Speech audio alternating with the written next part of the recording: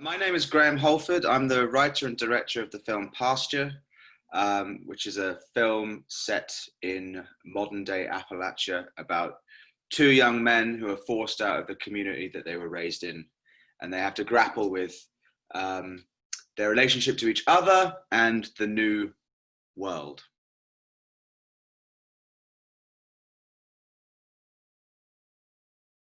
Yeah, there's a cocktail of factors. The first one at a very at a very sort of raw emotional level, like what emotions were inspiring it, was moving to another new country and another environment and another life, and taking my partner with me, whom she's American, but she's from South Florida, so it might as well be a different country.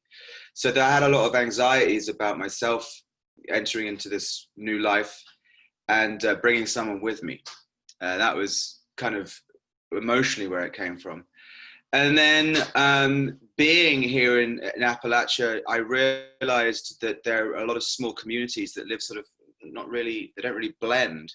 And that can be determined by religion and class and politics and all of that stuff. And it struck me, I was like, wow, you can have these communities that are quite close to each other, but are completely adjacent. They don't blend at all. I sort of thought that was a very interesting thing that I wanted to sort of tap into. The idea that you're a stranger in a town that you've lived by your whole life. I thought that would be an interesting cocktail. And on a slightly more boring technical level, I wanted to write a story where the two leads would be in their late teens or early 20s, because we've got a great theatre cast in this university, and I wanted to utilize some of that talent. So it was like, put that in the pot, and then that's what I got.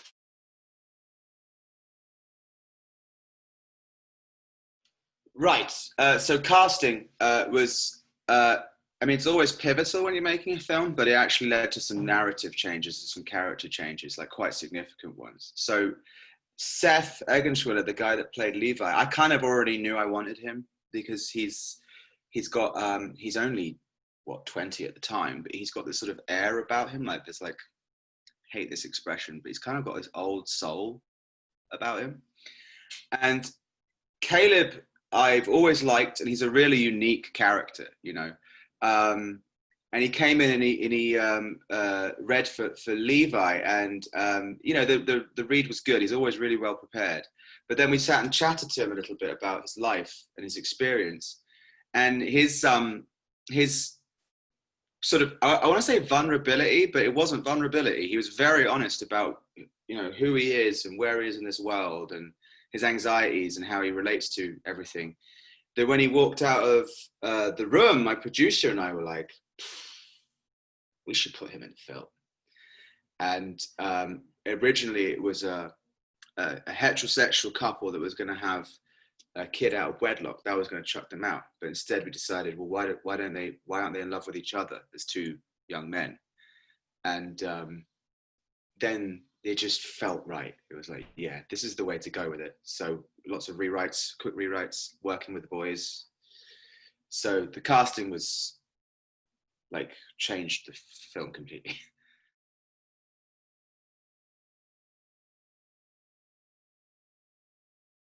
So incorporating, these mixed feelings about religion, but also trying to strike a balance with, I didn't want to bash religion. I'm not personally religious myself, but I have respect for people that have faith. I think that's quite a good thing to have. But I know through friends growing up and people that you know and love, like, it can really crush you, like trying to make friends with possibly, realizing that what you thought was like the set architecture spiritually could be very wrong. And one of the big people in my past that I thought of was, this is going to sound really, really weird, but I used to live in South Korea, and we were doing a documentary, and one of the subjects was this kid from North Korea, and he'd just defected over. And we spent a lot of time with him. We got a lot of coverage with him, and we like hung out with him, and you kind of got to know him. And you realized that his whole world was just changing and grinding him. And I think it was actually, you know, we think that it's superficial, like look at the food, look at the Wi-Fi, blah, blah, blah. And he's like having to flip it all. And I thought that's a traumatic thing to go through. Sort of starts off at a sort of superficial level where wouldn't it be amazing if someone was in attending an AA meeting, but they thought they were attending a Sunday service. And I like the idea of, you know, I did some research into these meetings, and of course there's a lot of ethics. You know, you can't just attend for research. You have to just talk to people that are part of the program.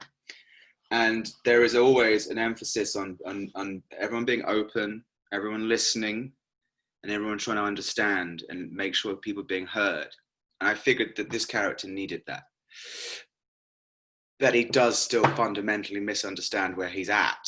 So it felt like that fit right in there. I was like, you know, and the problem with it is initially I went to play it for like very sort of crude laughs, like what an idiot. But then as we went along and we figured it was better to be more sincere.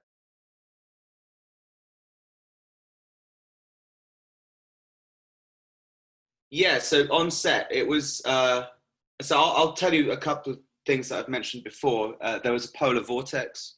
So, you know, it was, you know, record-breaking cold. And that happened right where we planned to shoot the film. So we lost the whole day shooting. In fact, at the very end of the first day, we were just going to get one more take, and it was when Giles is in front of the mirror and he's doing the speech, the praying, you know, and it's sort of trying to like pray his sort of trauma away. And then I was being a very greedy director of like, yeah, we'll do one more. Then everything went out, the electricity was gone. So there was that, and I let myself get very, very stressed by it because of the weather. And I learned a lot of lessons about kind of, you know, letting the chips fall where they may and just accepting how, you know, it's never perfect. There's always a disaster. And, you know, like, for example, my friend was trying to put a light stand up on the back of his truck, and then he couldn't get his truck out of this wet field, and he's getting no traction. So we're all pushing it, getting covered in mud. This is in the middle of the day as well, so we're losing time. And eventually spins out, and he's about this close from going down a 100-foot hill, and it would have certainly killed him. And it was happening all in front of me, and everyone thinks it's hilarious, and I'm just sat on the side, just like, I can't believe someone's going to die on my set right now, you know. So it was, but you know what? We got all the coverage, and everything was fine. So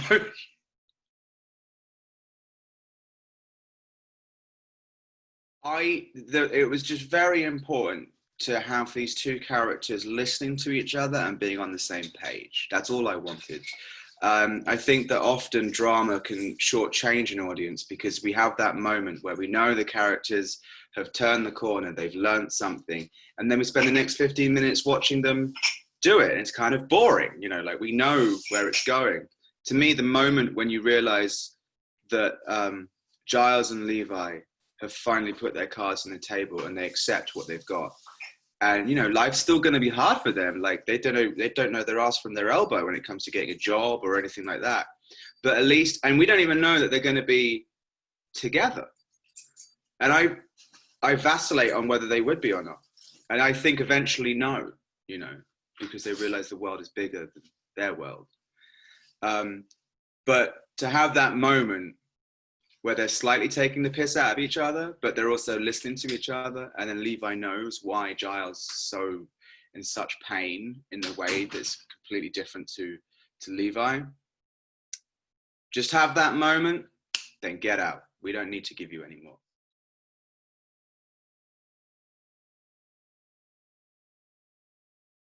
It's the Midwest, so people are always willing to pitch in and help and be very generous. And you know, you don't really get, you know, you walk into a location, you want to use it, and they're like, can we use it? And they're like, well, I want to help you, you know, why not? And so there's a lot of, I know it's a cliche and a stereotype, but people are quite nice here, generally speaking. And so they're willing to help you.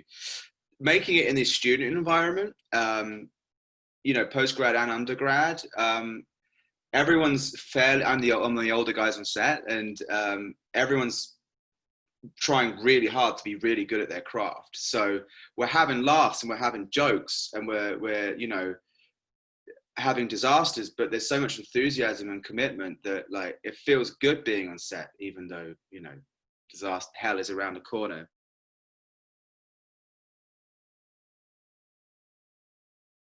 So my next project is my thesis film, which we're gonna shoot next month. So what the basically it is a story that I've been working on for a year and a half, and a bit like Pasture, it's sort of set in our present reality. It's now, you know. But then when now became the pandemic, for a while I was like, okay, I'm just going to wait this out, and then, you know, we'll shoot once the pandemic is over in a couple of months. So that didn't happen. And then the more I was reading it through with the actors and we were talking about the production, how we're going to make it work in terms of safety, I was thinking, well, God, we live in such an anxious, desperate time, and that completely matches this material.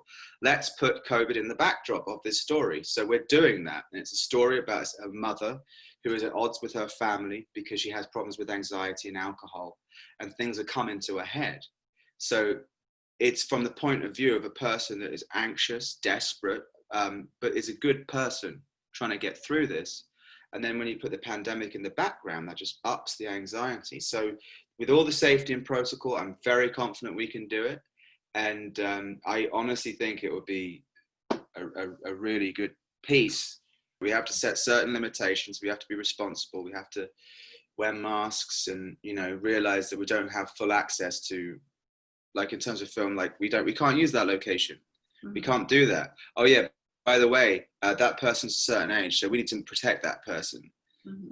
This is filmmaking. We've been doing this before. Like, we have safety protocols before COVID.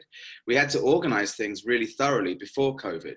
So when another problem comes at us, like a polar vortex or you know, a truck that won't get out of the car, or a pandemic, then you just roll with the punches and, you know, be safe, be smart, but also let's do it.